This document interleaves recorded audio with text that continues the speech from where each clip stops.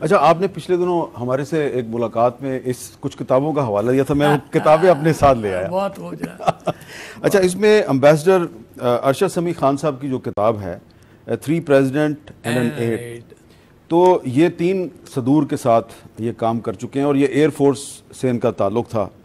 تو انہوں نے اپنی ایک کتاب میں، آپ نے تو کتاب پڑھی ہوئی ہے، جی ہاں، تو اس کتاب میں یہ بتاتے ہیں کہ جب یہ صدر یحییٰ خان صاحب کے ساتھ تھے، ADC تھے، تو جب 1970 کے الیکشن کے رزلٹ آ رہے تھے تو یحییٰ خان صاحب نے کہا کہ میری جنرل عمر سے بات کراؤ.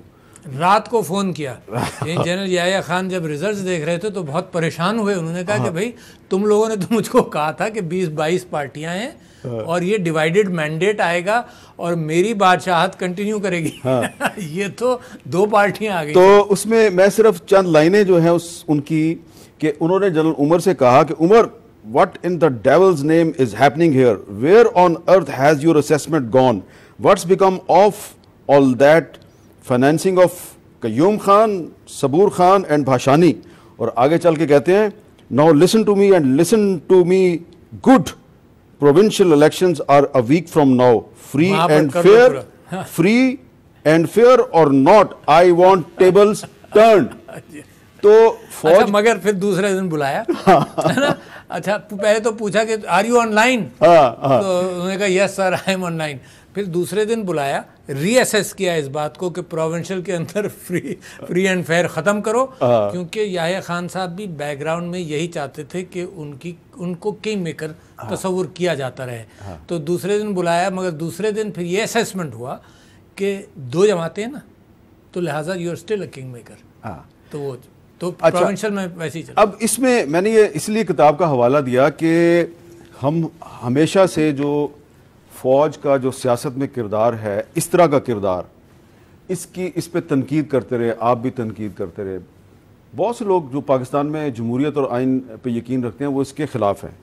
تو اب اگر فوج، جس کے آپ سپریم کمانڈر ہیں، وہ خود کہتی ہے کہ ہم اس کام میں نہیں پڑھنا چاہتے اور آپ ہمیں نیوٹرل رہنے دیں، جی ہاں، تو ان کی نیوٹرلٹی کو ہم کرٹیسائز کرتے ہیں، تانا بنا دیتے ہیں. میں سمجھتا ہوں کہ وہ اتنا اچھا ماحول جب وہ کریٹ کرنا چاہتے ہیں، اور اسی وجہ سے انہی چیزوں کی وجہ سے وہ چاہتے ہیں کہ ان کا سیاسی کردار ختم ہو، تو پھر یہ سیاستدان جو ہے نا، سب کے سب، ہوتا یہ ہے کہ وہ اگر ذرا سی بھی کہیں ہیلپ ملنے کا امکان ہے، اور اپنی لڑائیوں کی وجہ سے پھر فوج کو موقع دیا جاتا ہے کہ وہ فوج انٹرفیئر کرے.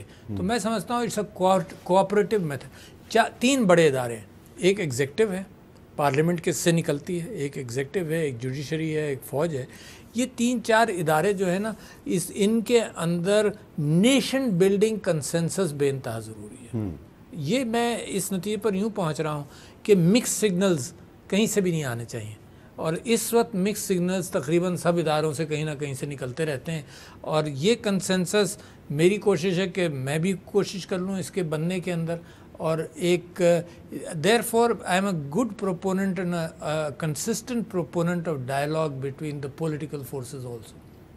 ابھی بھی ایز پریزیڈنٹ آف پاکستان. جی ہاں، پروپوننٹ ہوں. آئینی میرے پر کوئی وہ نہیں ہے کیفیت کہ میں اس ڈائلاگ کو بلا لوں، یہ تو ان کے اوپر ہے. مگر میں سمجھتا ہوں کہ پولیٹیکل ڈائلاگ ضروری ہے.